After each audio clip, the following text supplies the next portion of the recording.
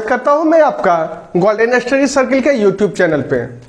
जैसा कि मैं आप लोगों को बायोलॉजी में अब तक सेल में दो सेल ऑर्गेनेल पढ़ा चुका हूं, लाइसोसोम और राइबोसोम। तो अब हम अगला सेल ऑर्गेनेल की ओर चल रहे हैं और ये है माइटोकॉन्ड्रिया। जैसा कि मैंने इसके पहले आपको बताया था कि माइटोकॉन्ड्रिया को power house of the cell यानी कोशिका का ऊर्जा गृह कहते हैं। क्यों कहते हैं, क्या है, आइए आगे इसको डिस्कस करते हैं। तो माइटोकॉन्ड्रिया को हिंदी में सूत्र कणिका कहते हैं, जो कि आप याद नहीं रखिएगा क्योंकि सूत्र कणिका कभी पूछता ही नहीं है, ठीक है। तो ये माइटोकॉन्ड्रिया जो है वो डबल मेम्ब्रेन युक्त होता है, यानी दोहरी झिल्ली युक्त होती है। इसकी जो रचना है वो डबल मेम्ब्रेन वाले होते हैं।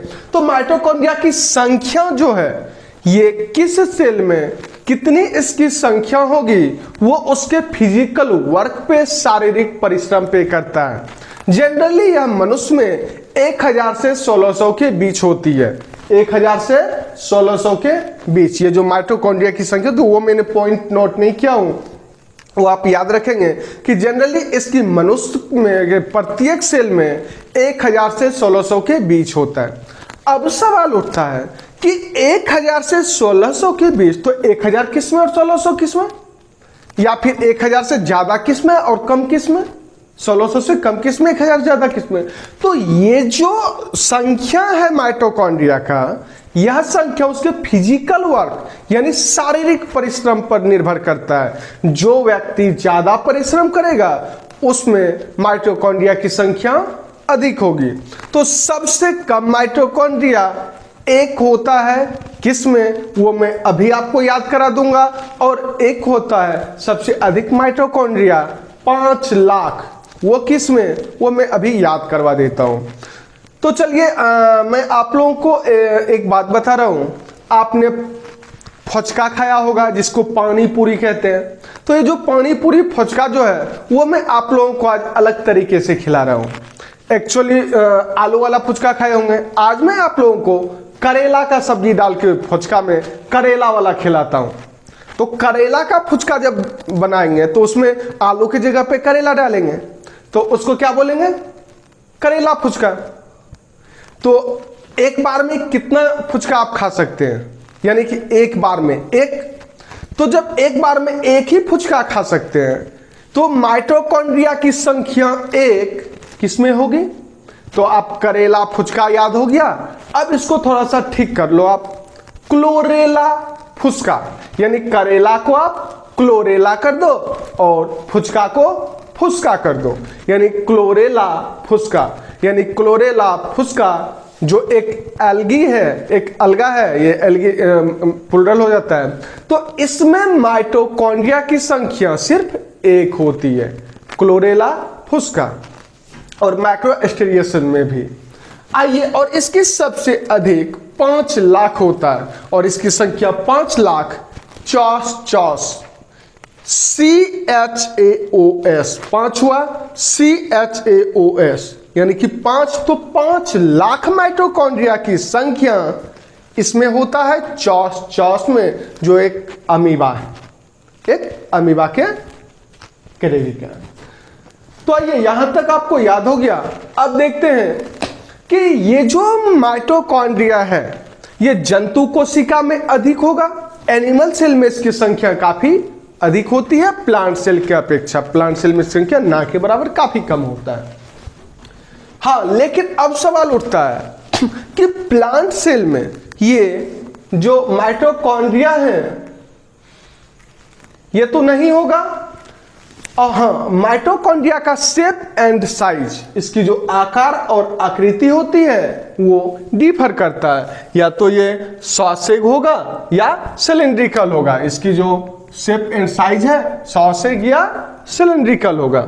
फिर है, पहले आपको कुछ टर्म में याद करवा देता हूं, इसे क्या क्या कहते हैं। तो सबसे पहले माइटोकॉन्ड्रिया को power house of the cell, कोशिका का ऊर्जा गृह कहते हैं, power house of the cell.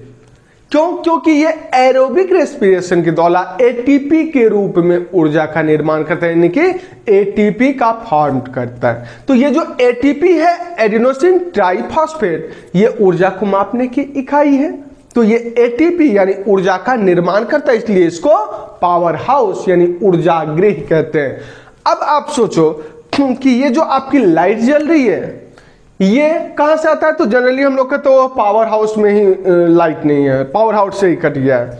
तो ये जहां पावर हाउस, दैट मीन्स वहां इसका निर्माण हो रहा है, तो जहां पे इसका निर्माण होगा उसको पावर हाउस कहेंगे, यानी ऊर्जा का। तो यहां माइटोकॉन्ड्रिया में ऊर्जा का निर्माण होता है, इसलिए इसे ऊर्जा गृह यानी पावर हाउस कहते हैं।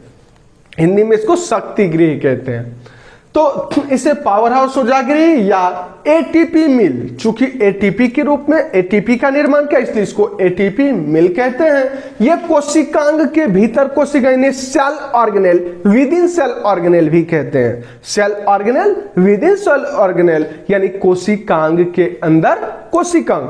क्यों बोले इसको? जैसे कि एक सेल है, उसके अंदर सेल ऑर्गेनेल माइटोकॉन्ड्रिया है या प्लास्टिड है, उसमें भी ये पाए जाते हैं, इसलिए इसको cell organelle, within cell organelle कहते हैं। कोशिकांग के भीतर कोशिकांग, सेल के अंदर सेल ऑर्गेनेल।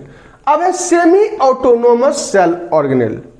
अब ये सेमी ऑटोनोमस सेल ऑर्गेनेल भी इसे कहते हैं। सेमी ऑटोनोमस सेल ऑर्गेनेल का क्या मतलब हुआ और इसे क्यों कहे? तो यहां पे आपको आगे हम क्लियर किए हुए हैं। देखिए, पहले इसको और भी कुछ बात कर लेते हैं। ये भीतरी एवं बाहरी दो कंपार्टमेंट, जैसा कि आपको मैंने फिगर में दिखाया है, पहले इसको देख लीजिए कि ये एक माइटोकॉन्ड्रिया है। तो ये जो माइटोकॉन्ड्रिया है, इसमें ये आपको जो क्रिस्टी हो गया और इसके अंदर ये जो पार्टिकल, इसको F1 पार्टिकल कहते हैं। ये वाली जो रचना, ये F1 पार्टिकल कहलाएगी। इसके अंदर जो फ्लूइड भरा होता है, लिक्विड भरे हुए होते हैं, इसको मैट्रिक्स कहते हैं या इसको इनर चैम्बर कहते हैं। इसके अंदर फिर राइबोसोम, ये माइटोकॉन्ड्रिया के पास अपना खुद का सर्कुलर माइटोकॉन्ड्रिया में डीएनए होगा, जिसमें जीसी रिच होता है, यानी कि जीसी यानी गुआनिन और साइटोसिन की अधिकता होती है। फिर है इसमें राइबोसोम पाए जाते हैं, यानी माइटोकॉन्ड्रिया के पास अपना खुद का राइबोसोम 70S राइबोसोम पाए जाते हैं। उसके बाद है पेरी माइटोकॉन्ड्रियल स्पेस। ये दोनों के बीच की जो स्पेस है, इसको पेरी माइटोकॉन्ड्रियल स्पेस कहते हैं या इसको आउटर चैम्बर कहते हैं। इनर और आउटर के बीच में ये जो चैम्बर है। फिर ये जो आपको है, इसको क्रिस्टी कहते हैं, और ये जो रचना है अंदर वाला, इसको इनर माइटोकॉन्ड्रियल मेम्ब्रेन कहते हैं। ये भीतर वाली मेम्ब्रेन हुई। अब फिर आइए कि ये जो डीएनए इसके पास होता है माइटोकॉन्ड्रिया के पास, ये सेल का कितना होता है? तो टोटल जितना सेल के पास होता है उसका 1%, यानी टोटल सेल में जितना डीएनए होता है उसका 1% ये माइटोकॉन्ड्रिया के पास होता है। अब है माइटोकॉन्ड्रिया दोहरी झिल्ली युक्त होती है। तो मैंने आपको बताया डबल मेम्ब्रेन होते हैं। बाहरी झिल्ली में अधिक फास्फोलिपिड होंगे। ये जो बाहरी है उसमें फास्फोलिपिड और कोलेस्ट्रॉल की अधिकता होती है भीतरी के अपेक्षा। भीतर वाले के अपेक्षा बाहर वाले के पास फास्फोलिपिड और कोलेस्ट्रॉल की अधिकता होती है, उसकी मात्रा अधिक होती है। फिर है माइटोकॉन्ड्रियल मैट्रिक्स में क्रीप्स साइकिल के लिए एंजाइम्स होते हैं। क्रीप्स साइकिल के लिए एंजाइम जो कि एरोबिक रेस्पिरेशन में भाग लेगा। और राइबोसोम अभी भी आपने देखा 70S राइबोसोम, डीएनए अभी आपने देखा, और कुछ आरएनएज भी होते हैं और एंजाइम्स भी इसके पास होता है। इसलिए इसे सेमी ऑटोनोमस सेल ऑर्गेनेल होते हैं। कुछ प्रोटीन भी होते हैं, लेकिन सारा प्रोटीन नहीं होता है। इसमें सभी प्रोटीन नहीं होते, लेकिन कुछ प्रोटीन भी होते हैं, इसलिए इसे सेमी ऑटोनोमस सेल ऑर्गेनेल कहते हैं। इसलिए इसे सेमी ऑटोनोमस सेल ऑर्गेनेल कहते हैं। और ये जो मैंने यहाँ पे क्रिस्टी का बात किया था, वही यहाँ पे लिखा हुआ है कि भीतरी झिल्ली उंगली जैसी रचना में फोल्ड होती है, जिसे क्रिस्टी कहते हैं। और ये भीतरी एवं बाहरी दो कंपार्टमेंट में बने होते हैं और भीतरी को मैट्रिक्स कहते हैं। जो मैंने आपको ये जो अंदर वाली जो भाग दिखाया है ये आपका मैट्रिक्स कहलाता है।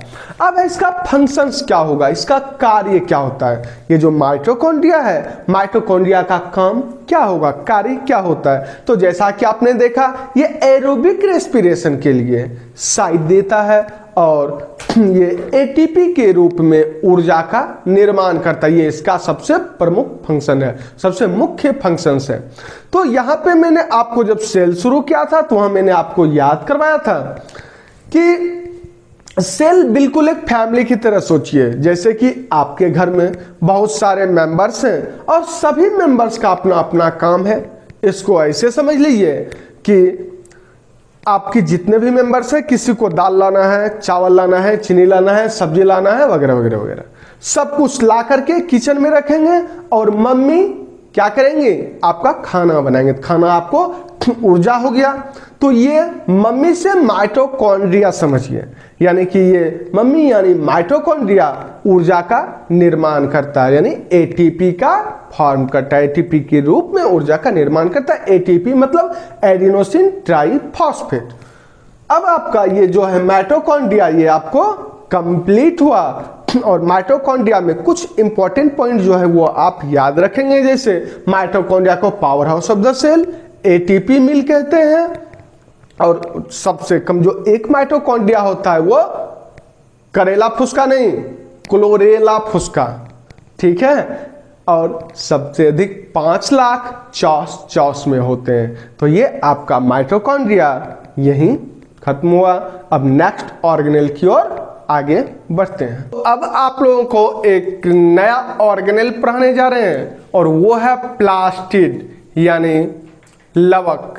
ये जो प्लास्टिड है ये प्लांट सेल में पाए जाते हैं। मैं जस्ट बाद प्लांट सेल और एनिमल सेल में डिफरेंसेस पढ़ा दूंगा। तो यहां पे देखिए ये जो प्लास्टिड है यानी लवक ये प्लांट सेल में पाए जाते हैं। तो ये जो प्लास्टिड है इसमें विशेष प्रकार के पिगमेंट्स यानी वर्णक पाए जाते हैं। प्लांट्स के जो ये प्लास्टिड है इस प्लास्टिड में विशेष प्रकार के पिगमेंट के कारण ही प्लांट्स का कलर होता है। जनरली जो प्लांट होते हैं वो ग्रीन होते हैं। वो कौन से पिगमेंट के कारण होंगे, कुछ देखे होंगे कि बहुत सारे पत्तियां रेड होते हैं, ऑरेंज होते हैं, येलो होते हैं। तो ये सब जो कलर है इसी विशेष प्रकार के पिगमेंट की मौजूदगी के कारण होता है जो प्लास्टिड के पास होता है। आइए देखते हैं। तो ये जो प्लास्टिड है ये सभी पादप कोशिकाओं और यूग्लिनोइड्स में पाए जाते हैं। ये प्लास्टिड सभी प्लांट सेल यानी पादप कोशिका और यूग्लिनोइड्स में पाए जाते हैं। फिर अब प्लास्टिड्स के पास विशेष प्रकार के पिगमेंट्स होते हैं जो पादपों के लिए विशेष रंग के लिए जिम्मेवार होते हैं। तो ये जो विशेष रंग जो है इसमें इसके कारण होता है। तो वो किसके कारण वो आगे दिखाया जा रहा है। तो प्लास्टिड्स 3 प्रकार के होते हैं। ये जो प्लास्टिड है इसमें 3 भाग होंगे यानी कि 3 तरीके का। पहला क्लोरोप्लास्ट, दूसरा क्रोमोप्लास्ट और तीसरा ल्यूकोप्लास्ट। यानी क्लोरोप्लास्ट, क्रोमोप्लास्ट और ल्यूकोप्लास्ट। क्लोरोप्लास्ट, क्रोमोप्लास्ट और ल्यूकोप्लास्ट। तो सबसे पहला लेते हैं क्लोरोप्लास्ट। जैसा कि आप लोग जान रहे हैं प्रकाश संश्लेषण की प्रक्रिया जो होती है फोटोसिंथेसिस, उसमें जो लाइट एनर्जी को ट्रैप करने की जो क्षमता होती है वो सिर्फ क्लोरोफिल नामक पिगमेंट के पास होता है। तो ये जो लाइट को ट्रैप करके फोटोसिंथेसिस क्रिया करती है वो पिगमेंट इसके पास होगा यानी क्लोरोप्लास्ट के पास। तो इसके पास क्लोरोफिल और केराटिनॉइड होते हैं पिगमेंट। यानी जो क्लोरोप्लास्ट है इसके पास क्लोरोफिल और केराटिनॉइड पिगमेंट होंगे जो लाइट एनर्जी को ट्रैप करके फोटोसिंथेसिस के लिए आवश्यक है। ये पिगमेंट जो क्लोरोफिल और कैरोटीनॉइड है, ये लाइट एनर्जी को ट्रैप करके फोटोसिंथेसिस करने की क्षमता इसमें होती है। फिर है दूसरा क्रोमोप्लास्ट। क्रोमोप्लास्ट में जो ये क्लोरोफिल है ये ना के बराबर होगा, या तो बिल्कुल ही नहीं होगा या ना के बराबर होगा। इसमें फैट में घुलनशील वर्णक पिगमेंट कैरोटीन तो होगा क्या क्या, तो कैरोटीन ज़ैंथोफिल जैसे पिगमेंट्स पाए जाते हैं, यानी कैरोटीन ज़ैंथोफिल और भी पाए जाते हैं पिगमेंट्स। तो ये जो है येलो कलर देगा, ऑरेंज कलर देगा और रेड कलर देता है प्लांट को। ये जो प्लांट देखे होंगे बहुत सारा, जो कभी रेड कलर का पत्तियां होती है वो येलो हो जाते हैं या फिर वो ऑरेंज कलर की होते हैं। ये इसी क्रोमोप्लास्ट में मौजूद पिगमेंट के कारण होता है। फिर है इसमें क्लोरोफिल, अभी मैंने बताया या तो नहीं होंगे या ना के बराबर होंगे। अब यहाँ पे एक महत्वपूर्ण क्वेश्चन है जो बार बार पूछे जाते हैं, वो ये है कि टमाटर का कलर, ये जो आप रेड कलर का जो टमाटर देखते हैं, काफी लाल लाल जो हो जाता है टमाटर, ये लाल कलर क्यों हो गया? पका हुआ टमाटर पहले तो ग्रीन होता है, लेकिन वो जो रेड हो गया, वो रेड किस पिगमेंट के कारण हुआ? तो ये जो पिगमेंट है ये ल्यूकोपिन, ये लाइकोपिन के कारण। तो ये जो टमाटर का कलर लाल हो गया, ये लाल कलर होने का कारण है लाइकोपिन पिगमेंट। तो टमाटर का कलर लाल लाइकोपिन पिगमेंट के कारण होता है। आपको यहां याद रखना पड़ेगा कि लाइकोपिन, इस लाइकोपिन पिगमेंट के कारण ही टमाटर का कलर लाल होता है, यानी टमाटर का कलर लाल लाइकोपिन पिगमेंट के कारण होता है। फिर है अब तीसरा ल्यूकोप्लास्ट। ये ल्यूकोप्लास्ट में क्या होगा? ये कलरलेस होता है, ये रंगहीन होंगे, इसमें कोई इसके पास अपना कलर नहीं होता है। साफ साफ पता चला कि इसके पास कोई पिगमेंट उस टाइप का नहीं होगा। तो ये करेगा क्या? ल्यूकोप्लास्ट में क्या होगा? तो ये न्यूट्रिएंट्स को, पोषक पदार्थ को स्टोर करता है। इसके पास जो होगा वो न्यूट्रिएंट्स होंगे, जैसे न्यूट्रिएंट्स को स्टोर करता है, जैसे एमाइलोप्लास्ट कार्बोहाइड्रेट को स्टोर करता है। इसमें जो एमाइलोप्लास्ट होंगे ये ल्यूकोप्लास्ट का भाग है। एमाइलोप्लास्ट में कार्बोहाइड्रेट को स्टोर करता है, जैसे पोटैटो यानी आलू में जो कार्बोहाइड्रेट होंगे यानी स्टार्च, इसी कारण ये एमाइलोप्लास्ट में होंगे। जैसे इलेयोप्लास्ट, इसमें ऑयल और फैट होंगे, स्टोर करेगा, जबकि इलेरोप्लास्ट में प्रोटीन को स्टोर करता है। फिर अब बात करते हैं इसकी संख्या कितनी होती है। ये जो प्लास्टिड्स है इसकी संख्या कितनी होगी? तो एक होगा सिर्फ किसमें? क्लेमाइडोमोनास, जो कि एक ग्रीन एल्गा है। इस ग्रीन एल्गा में जो क्लेमाइडोमोनास है इसमें इसकी संख्या सिर्फ एक होगा, जबकि सेल में लगभग 20 से 40 की संख्या मेसोफिल में होगी। इसकी प्रत्येक सेल में जो ग्रीन प्लांट्स होते हैं, कि जो ग्रीन प्लांट्स की जो पत्ती होती है उसको, उसमें जो सेल होंगे उस सेल का नाम है मेसोफिल। तो उस मेसोफिल में इसकी संख्या 20 से 40 होगी। फिर है इसकी आकार आकृति की बात कर लेते हैं। तो यह लेंस शेप्ड, ओवल, स्फेरिकल या डिस्क्वायड या रिबन शेप्ड हो सकते हैं। ये इन सारे आकृति के हो सकते हैं। इसके स्ट्रोमा के पास कार्बोहाइड्रेट के निर्माण के लिए आवश्यक एंजाइम्स, जो कैल्विन साइकिल यानी डार्क रिएक्शन और प्रोटीन सिंथेसिस के लिए आवश्यक होता है वो, और इसके पास, इसके स्ट्रोमा जो है, प्लास्टिक के स्ट्रोमा के पास डीएनए मॉलिक्यूल्स भी होते हैं, और इसके पास 70S राइबोसोम, यानी कि ये सारा कुछ बिल्कुल माइटोकॉन्ड्रिया की तरह ही इसके पास भी, यानी प्लास्टिड के पास भी होते हैं। इसलिए जिस तरीके से माइटोकॉन्ड्रिया को सेमी ऑटोनोमस सेल ऑर्गेनेल बोले थे, उसी प्रकार इसे भी, यानी प्लास्टिड को भी सेमी ऑटोनोमस सेल ऑर्गेनेल कहते हैं, क्योंकि इसके पास अपना खुद का डीएनए, राइबोसोम वगैरह है। अब इसका फंक्शंस क्या होगा? तो इसका सबसे प्रमुख जो मुख्य फंक्शन है वो फोटोसिंथेसिस होगी, यानी जो फोटोसिंथेसिस की प्रक्रिया होगी वो इसका सबसे मुख्य फंक्शन है। और इसका निर्माण यानी प्लास्टिड का निर्माण बिल्कुल माइटोकॉन्ड्रिया की तरह ही पहले से जो मौजूद प्लास्टिड है उसी में बाइनरी फिजन यानी द्विखंडन विभाजन के द्वारा होता है। यानी प्लास्टिड का भी निर्माण बिल्कुल माइटोकॉन्ड्रिया की तरह ही बाइनरी फिजन यानी पहले से जो मौजूद प्लास्टिड है उसी में द्विखंडन विभाजन के द्वारा होता है। अब हम लोग फिर आगे बढ़ेंगे और नेक्स्ट जो ऑर्गेनेल होगा उसे हम लोग देखेंगे। चुप रहना। अब हम लोग आगे बढ़ते हैं और देखते हैं नेक्स्ट ऑर्गेनेल है न्यूक्लियस।